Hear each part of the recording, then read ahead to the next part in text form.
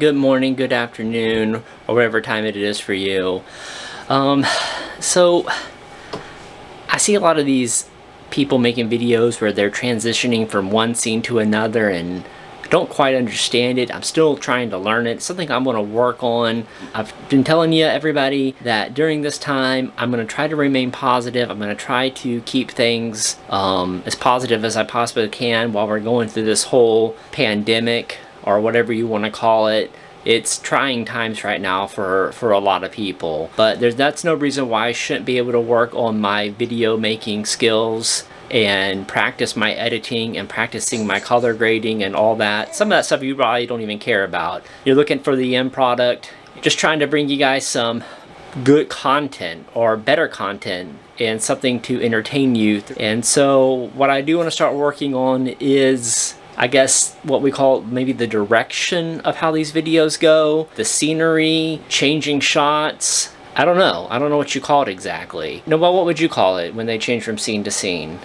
Transition? I guess working on transitions or something like that, making the content a little bit more entertaining. Now I'm at the park, and as you can see here, you'll see this sign here. It says area closed, no access. There's yellow tape all over everything as well.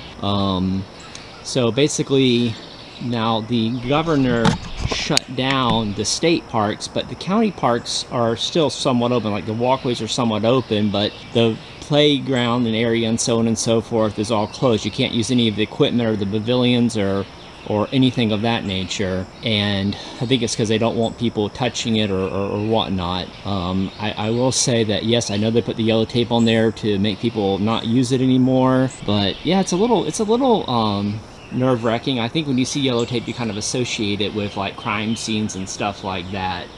It says caution or whatnot. So I don't know how long this is going to go on for. Apparently, I guess you can't go to that area over there. You can't touch the equipment or whatnot. It's not for me to question it one way or the other, but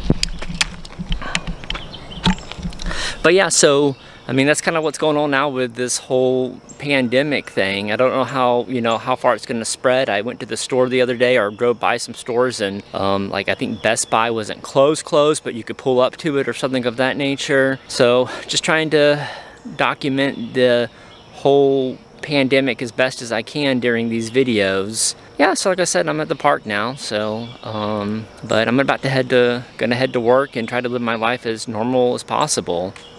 I feel fortunate though that I'm still able to go to work, and I'm still able to have a job, and I know there's so many others that don't have that luxury.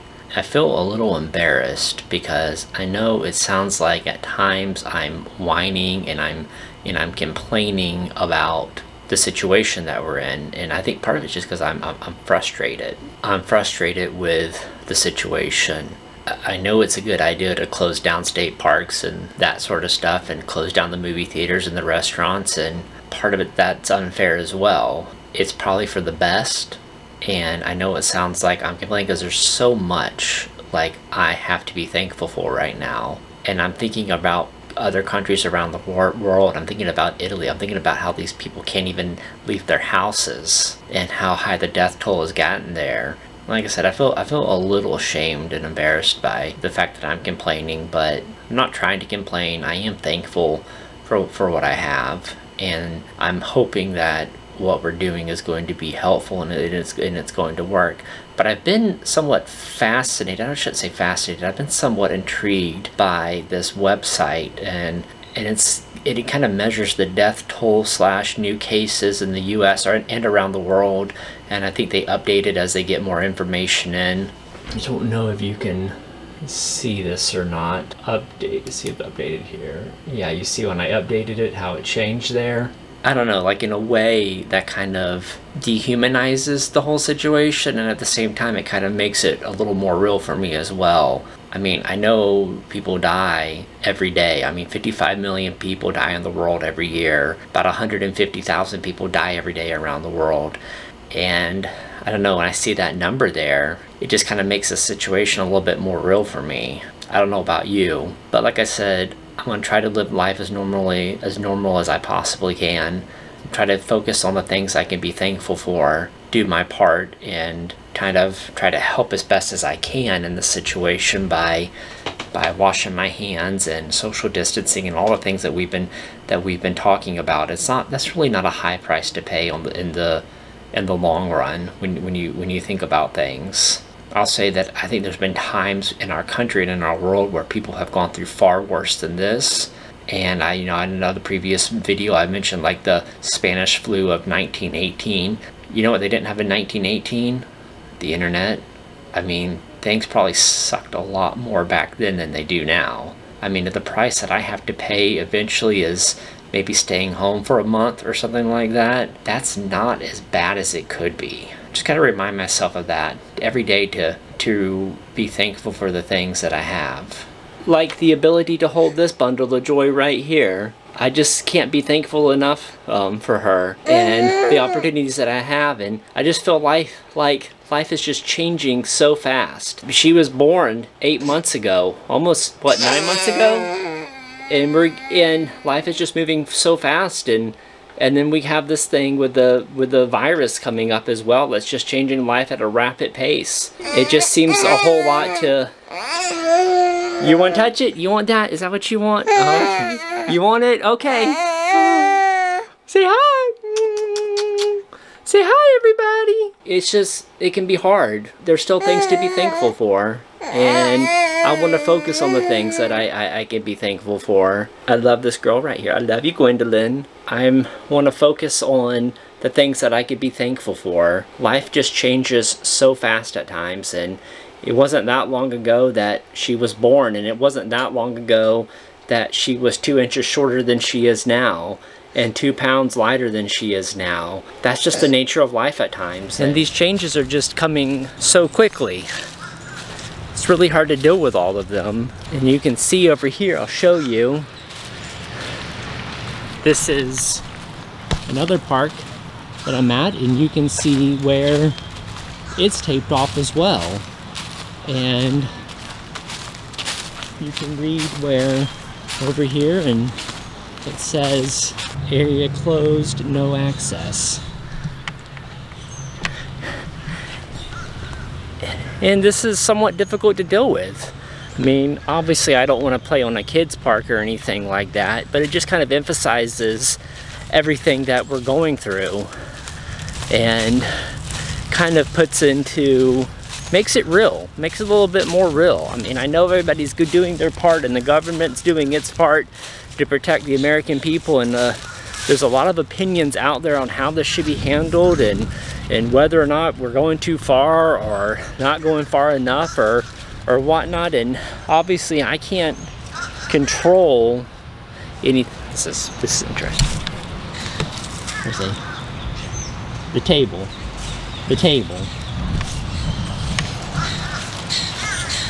And I can't control exactly what's going to happen or not going to happen, and I'm hoping that these practices that are being put into place are going to help curb this, or whatever they want to call it.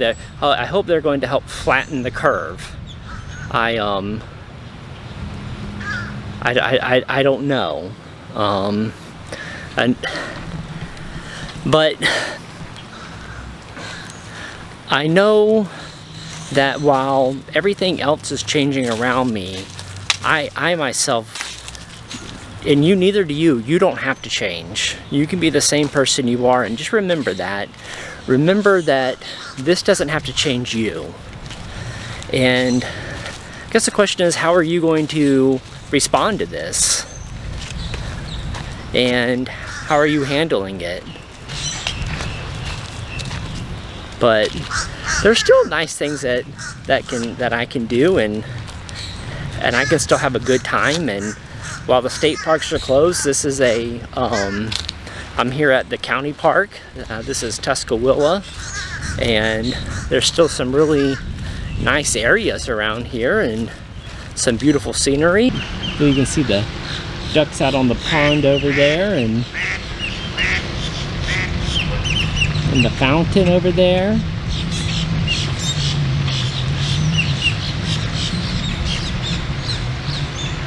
while we're going through all these changes and getting used to this new normal, there's still a lot that can be done. And not trying to make a deep video or anything like that. I'm mainly doing the going to different places so I can practice my transitions. And it looks like we're going to be going through a lot of transitions coming up in these next couple of months, or maybe even couple of years. I don't know. We're all going to be going through some changes and maybe some tough times, but I still think that we have opportunity to grow and to look for the positive in things. And I think one of the positives that I'm going to try to work on is making content for you and making something that's entertaining and that doesn't have a cord in the screen. And Gwendolyn wants to smile. Gwendolyn, look! Look, Gwen! Yeah! Yeah! Not trying to get too deep or anything like that. Like I said, mainly working on making better content right now and practicing my craft, if you want to call it a craft. Hopefully, while we're all going through this together, we can all find things in our lives, take some time to reflect, and find things in our lives to improve on. Hey Gwen, I love you. So now I'm going to take Gwen and gonna spend some extra special time with her. I hope everyone is having a great time. Once again, thank you for watching. If you like the video, please like the video. Please feel free to leave comments below and subscribe so you'll know, and hit that bell button so you'll know when the next video comes out.